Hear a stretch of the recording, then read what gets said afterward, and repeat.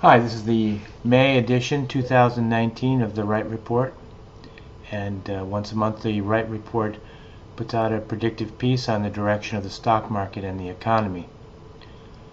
And with me is my colleague and co-host, Rick Samuelson. Rick is a venture capitalist and graduated from Yale. Rick, good to see you. And you. And the first thing is that if you would like to visit the website, it is at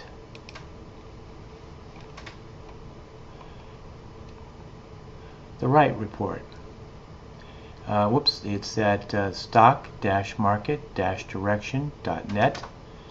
And if you care to email us about anything that you've heard in the report, give us a email at the.rite.report@gmail.com.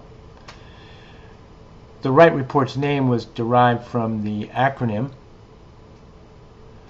for the four variables inherent in all economic transactions: risk, information, time, and effort. And of course this would be for a service, and if it were a material product, we'd add in material as land, as the economists would say. And the RITE Report generates indices from the monthly compilation of corporate, business, and economic news, generated both from governmental and private sources.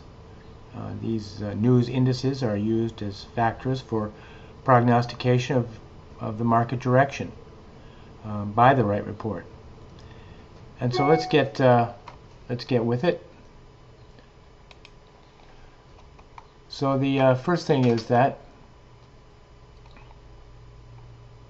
we're going to go over the negative news of the month of April to help us with understanding the market for May and June.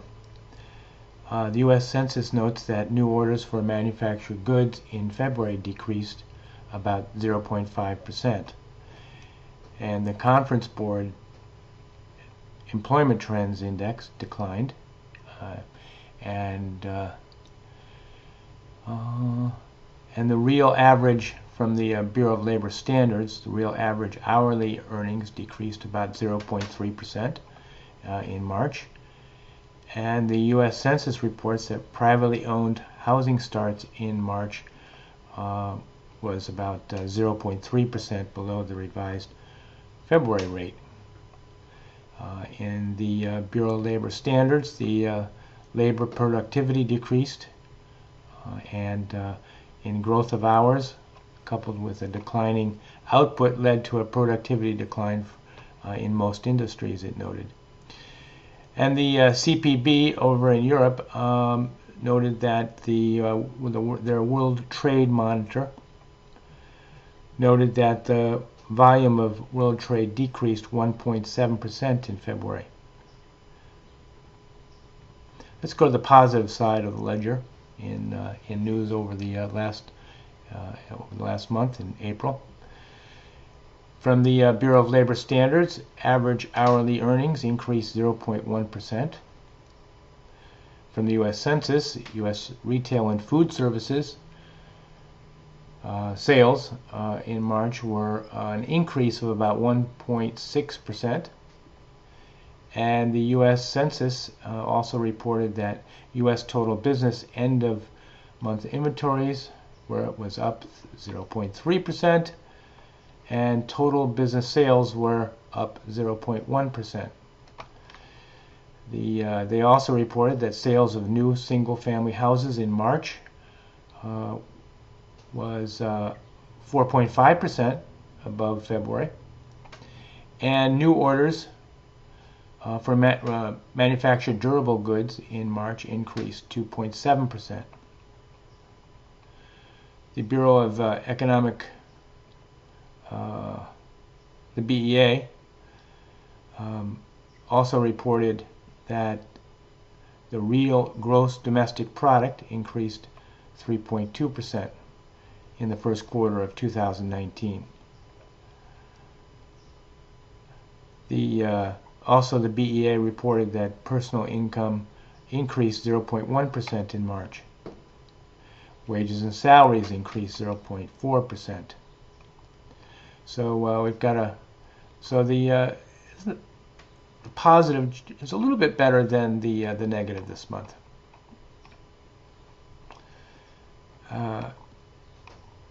Let's go to our economic indicators that we use to in our summary, in our economic forecast. Although this is an ETF, we think it is an indicator by itself, and it's the high yield bonds indicator, and it was up, so that's a positive thing. That means interests were going down on high yield bonds. The dividend, the iShares Select Dividend, was up also, and the Purchasing Managers Index was over 50% at 52.8, which means the economy is expanding. Construction spending was estimated at 0.9% below the February estimate, and so that's a negative. The March figure is 0.8% below the March 2018 estimate. So both are negative, and so we'll put a negative in that column. And the Bureau of Labor Standards unemployment was, although it was positive, it decreased to 3.6%. The civilian labor force participation rate decreased to 62.8, and the employment population ratio remained neutral, and the employment trends index from the Conference Board actually decreased. So even though the unemployment rate decreased to 3.6%, we're going to put a negative here, even though the whole unemployment situation appears to be very good, but nevertheless we're going to go by our indicators. So the BLS, Bureau of Labor Standards, productivity for was 3.6% positive. The output was 4.1% positive. The manufacturing side, the productivity increased 1.7%, but the output was a -1. But overall, we're going to give it a positive. In the quarterly financial report from the Census Bureau, the U.S. Manufacturing Corporation seasonally adjusted after-tax profits in the fourth quarter of 2018 was down $1.7 billion. However, this was up compared to 2017, but we're going to give it a negative anyway. The retail sales for March had an increase of 1.6%, so we'll give that a positive. Manufacturing trade inventories and sales from the Census Bureau. The combined value of trade sales and manufacturer shipments was up 0.1%. So we're going to give that a positive.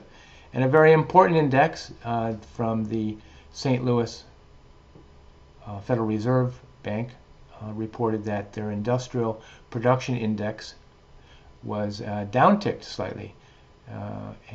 So we'll give that a negative. And the velocity of money, also reported by the St. Louis Fed, had a downtick. So there's the two negatives. For the Census Bureau reported from their new residential construction, privately owned housing units, is 1.7% below February's, and the single-family authorizations is also at 1.1% down, and so we give this a negative. The Conference Board leading economic indicators was positive, and their coincident economic indicators were also positive for the month. That's pretty good news. New residential sales, as reported by the Census Bureau, This is 4.5% above February. So we'll give that a positive. And it's also 3% above the March 2018, a year ago. So both are positive. So that goes in the positive category. Advanced report on durable goods from the Census Bureau. New orders increased 2.7%. So that's obviously a positive. Existing home sales, as reported by the National Association of Realtors, was down 4.9%, negative. The BEA reports that real GDP, as noted in the news that we previously covered, is up 3.2%, positive. Personal consumption expenditures was up 0.1% positive, and personal income was up 0.1%. Okay, another positive. Consumer confidence index, as reported by the Conference Board, was positive. And the restaurant performance index, which is above 100, which shows that it's expanding, and so that's therefore positive. Corporate profits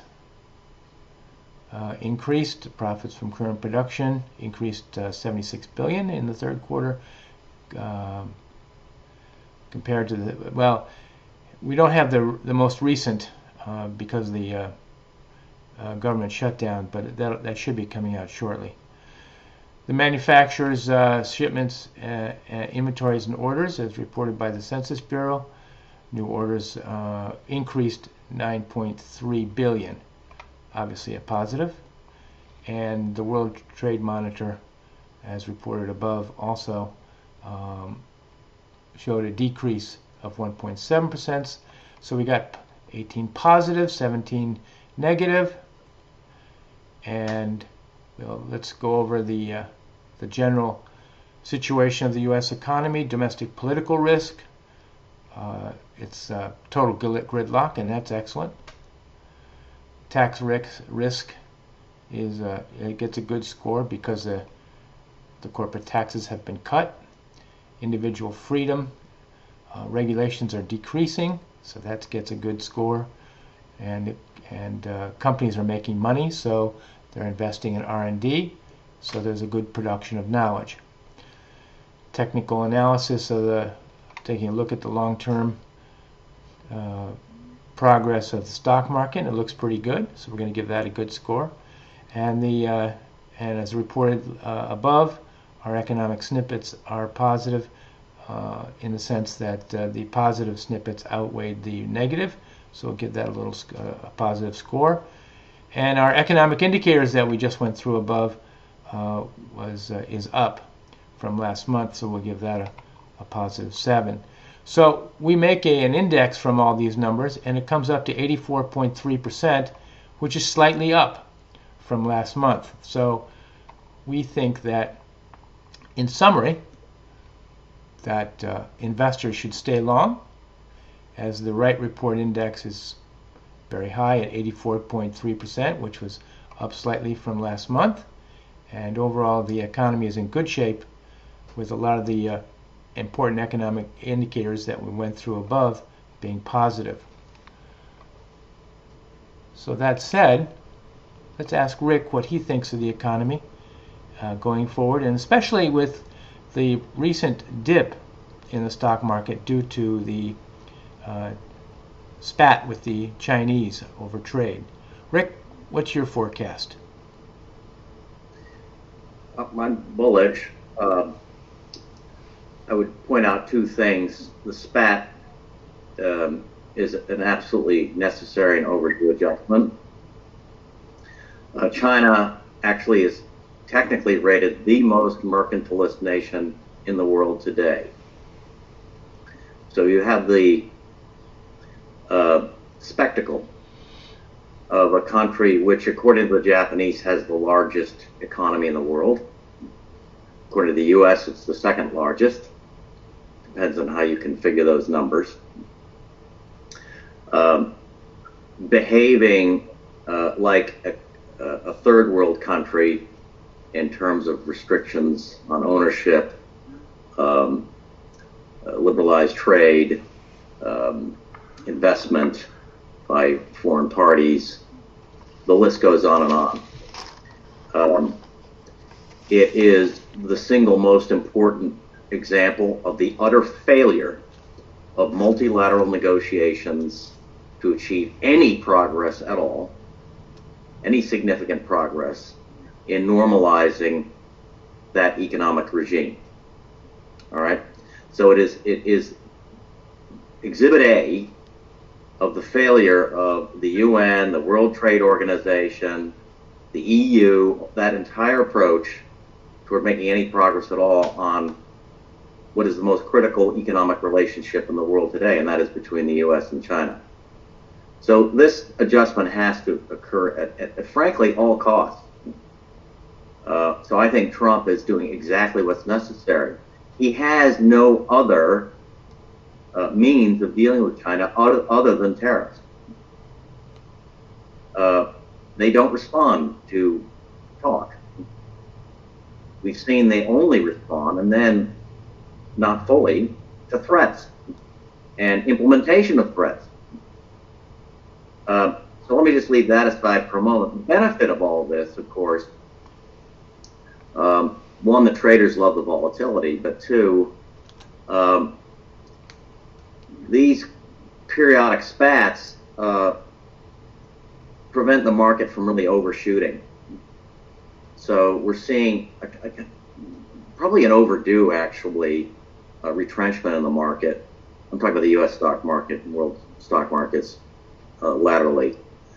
That creates buying opportunities, frankly. I think you mentioned the benefits of deregulation. I think that's still spilling into the economy, right? That's a long-term benefit that takes years for companies to fully take advantage of. And so we're going to enjoy that for a while to come. Similarly, with the change in the tax code, the fact that you can completely write off investing in equipment in a year means you're more inclined to invest. So there's another benefit of the new tax code that's going to be felt for actually a number of years, as long as it's in place, let's put it that way. And there are other benefits to the tax code that encourage growing your business, particularly small businesses, but we don't have time to get into that now. As for employment, we have a structural problem in the United States that's going to be difficult. We will not easily achieve full labor participation of the sort we saw, say, in the 80s and 90s, closer to 64% plus in the foreseeable future. And there are two reasons for that. One, immigration into this country occurs irrespective of the economic cycle. It has no connection at all to the needs of the economy. We always let 1 million immigrants in. We were letting 1 million immigrants in when the economy was contracting dramatically after the financial crisis. We let them in when the economy was expanding. So it's become a fixed factor.